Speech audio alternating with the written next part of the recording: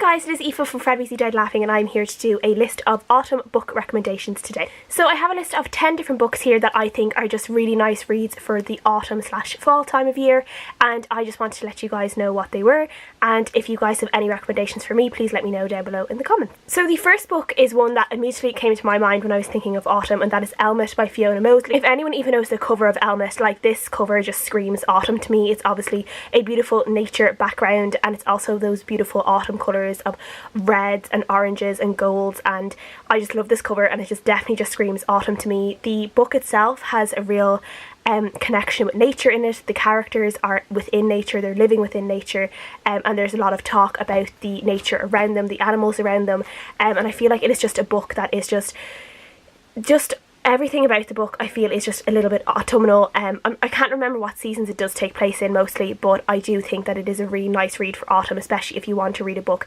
that's a little bit in touch with nature and with just the animals and surroundings and trees and everything like that. So definitely would recommend this. The next book is Odd and True by Kat Winters. This is a book that is a little bit creepy. It's a little bit where there are these two sisters, and they end up going on this adventure to try and catch this monster, and they believe that their mother is also a monster catcher, and that they are going to somehow find her by going on these adventures themselves.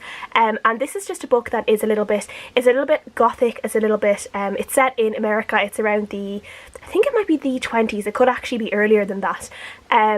But I really enjoy this. I think it's just a little bit, it's a real like good sisterly tale, but I think just the atmosphere of it is a little bit dark, it's a little bit spooky. It's really good for this type of year, especially around like Halloween time. And we're not really sure if the monsters are in the girl's imagination or if you know, it's real. You kind of have to figure that out yourself as a reader, and I just really enjoy that. Another book that is a little bit dark and mysterious is Folk by Zoe Gilbert. This is a book of short stories, but all the stories are set on this special island that has a little bit of touch of magical realism to it, such as there is a boy that was born with I think it's a feather instead of an arm.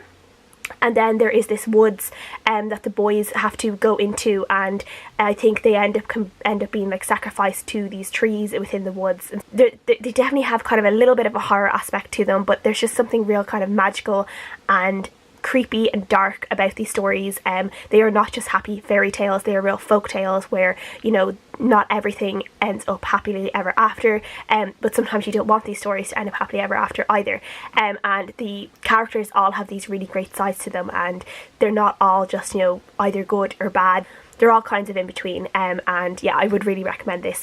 Another one I have is a book I read this year, and that is The Dollicher by Caroline Bray. This is a book set in Georgian Dublin, and it is about this journalist and this female apothecary who are trying to figure out these murders that are happening in Dublin. And everyone is saying it's something called the Dollicher that is hunting these people and murdering them on the streets of Dublin. And they're saying the Dollicher is this weird kind of pig-like spirit that has escaped from this jail, and that it is like just this disgusting creature. And it seems that way from what everyone is saying, and they're trying to basically figure out the truth. This journalist is trying to figure out the truth of what is happening, but the murders are kind of getting closer and closer, and things are getting very gory and very grisly. I really enjoyed this book. I really enjoyed the characters, I enjoyed the relationships, I enjoyed how frightening this was sometimes to read. It was very vivid and very frightening, and it was just really great. So I definitely think this is a great book to read for October, and I would definitely recommend it for people, especially for people who just want a little bit of a murder mystery as well with a little bit of horror. Number 5 is a book I've talked about before on my channel, and that is A Secret History of Witches by Louisa Morgan. This is a book that is kind of a generational tale, and we are learning about this generation of witches. So we are learning from one witch through these lines, like so it goes from daughter to daughter to daughter, and we are going through the ages from when witches were burnt at the stake almost, and we are seeing these women grow, come into their powers and learn about their powers, and eventually a lot of bad things do actually happen to these women, and we are seeing how sometimes their powers can be turned against them. They can kind of help people, and then it'll end up putting them in danger, and we are seeing how eventually they learn how to kind of really harness their powers. Some of them reject their powers, some of them do good things with it. Just something about this book that just kind of speaks autumn to me. Even though I didn't read it myself in autumn, I think it is a good book to read in autumn. It's quite a chunky book, but I think it actually reads kind of fast because you're reading through generations, and you're getting different stories with each character, and you're in like a different time era, and each character has a really different story to the other, but they're all connected in these in like really small ways, both through their blood and their power, and sometimes their struggles as well.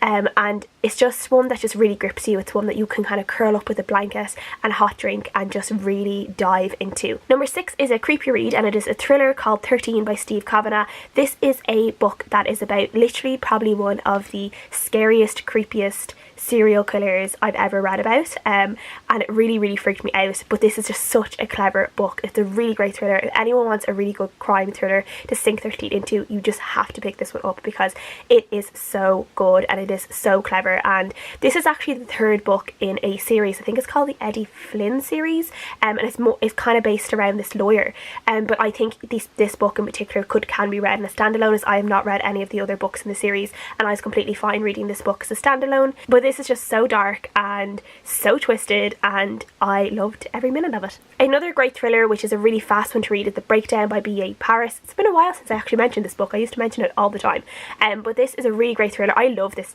I love this thriller. It's one of my favourite thrillers, just because it just sucked me in. It was really fast-paced reading.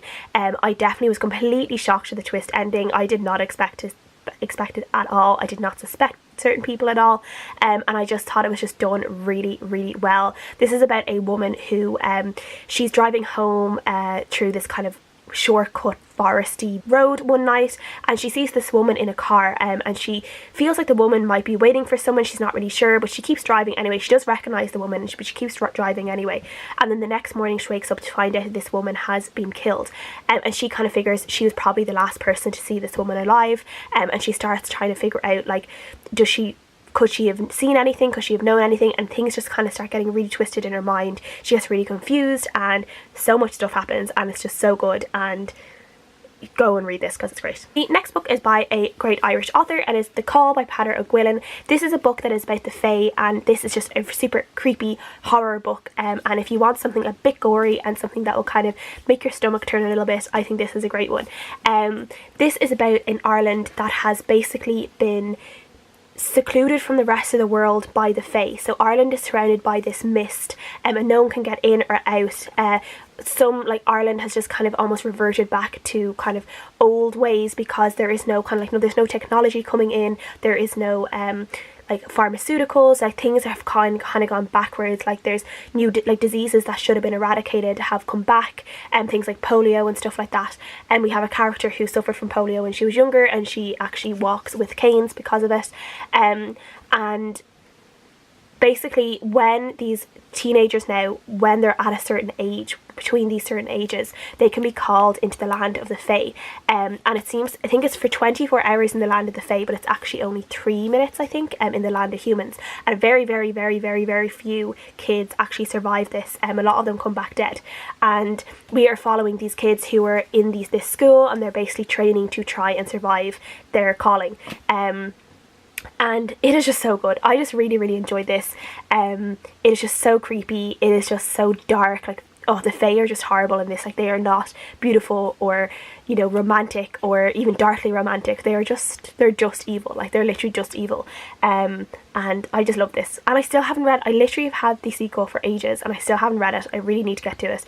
But this is brilliant. The Miniaturist by Jessie Burton is also a really nice atmospheric one to read for autumn, I think. I think this would also be a really good one for winter. And this is about a woman in Amsterdam who marries this man, and she ends up kind of finding out he's not really who she thinks she is, but the marriage ends up a little bit differently than she thought it would. She ends up kind of in this house with her new husband and her husband's sister, and then her husband gifts her this little kind of miniature house, and there's this miniaturist who is creating these dolls, and the miniaturist ends up kind of creating the dolls ahead of time, and it kind of seems like they're predicting what is going to happen. So there's this very small bit of magical realism in this, but I just love the atmosphere in this book. I love the setting in this book. I feel the setting is really alive, and I just loved reading about Amsterdam at this time. I love just the characters. I love the character build up.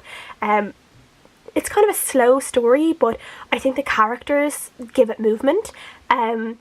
And yeah, I just really enjoyed it and I definitely recommend it. I still have not seen the TV adaptation of this. I do actually have to watch that because I've heard it's quite good.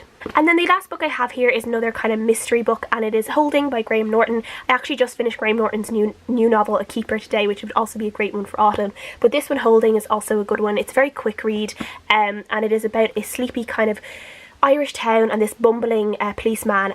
These human remains are found in this field, and nothing like has ever like exciting happened in this town like forever, and the guard ends up having to try and figure out what is going on, and he's just like, he's not very good at his job, he's just kind of lazy and has kind of let himself like digress and just like not really do anything. He ends up having to try and solve this mystery, and he ends up uncovering like loads of secrets within the town that like obviously were secrets no one ever knew about, and they're all kind of tied back to the human remains and what actually happened to this person. I thought this was brilliant. I think Graham Norton can just write Irish towns really well, and Irish characters, like Irish stereotypes, really, really well, in a way that's not like insulting, like, because he's Irish, he's grown up in Ireland, he's grown up in a sleepy town like this, and he knows the type of people you meet in all these different towns, and he just writes them really, really well, and with a respect, but with a way that, you know, you can recognise them like instantly. And this was just done really, really well, and I was just so impressed by it, because I think I didn't have much like expectations. I just kind of went into it hoping I would enjoy it, and I did. And yeah, I would definitely recommend this for someone who just wants a, like, even just like a weekend read. If you have like an autumn winter weekend to just read, this would be a great book. And yeah, I really enjoyed it. So that is some of my autumn recommendations. Please let me know any recommendations you have down below. I would love to know, and I'll see you guys again next time. Bye.